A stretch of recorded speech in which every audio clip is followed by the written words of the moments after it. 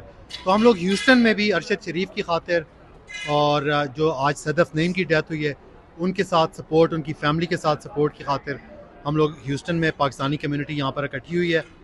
और उसके अलावा जो खान साहब ने कल से एक लॉन्ग मार्च शुरू की है खान साहब के साथ सॉलिडेरिटी, और खान साहब को हम ये बताना चाहते हैं कि खान साहब जिस तरह वहाँ पर पाकिस्तानी आपके साथ खड़े हैं, हम ओवरसीज़ पाकिस्तानीज़ भी आपके साथ शाना बशाना खड़े हैं।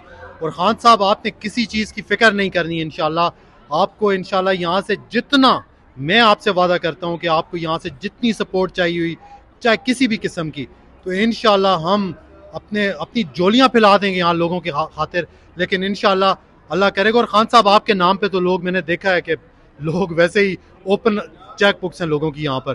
तो इंशाल्लाह अल्लाह आपको कामयाब करे पाकिस्तान की खातिर, और इंशाल्लाह अल्लाह आपको कामयाब करेगा और बहुत जल्दी हम वो दिन देखेंगे। थैंक यू जी। We are against everything that is going on in Pakistan, and we are with Imran Khan against the imported government, and we stand for Arshad Sharif and his assassination, and may Allah help Pakistan in the future. Thank you. हम यहाँ पे Houston में अरशद शरीफ की killing के against यहाँ पे खड़े हुए हैं, और हम इमरान खान की लॉन्ग मार्च के साथ हैं जो हमारे प्राइम मिनिस्टर को यहाँ से हटाया गया है। तो हम बस ये कहना चाहते हैं इमरान खान से कि हम आपके साथ हैं, आप जहाँ पे भी जाएंगे हम आपके साथ हमेशा खड़े रहेंगे, और हम पाकिस्तान के साथ खड़े रहेंगे।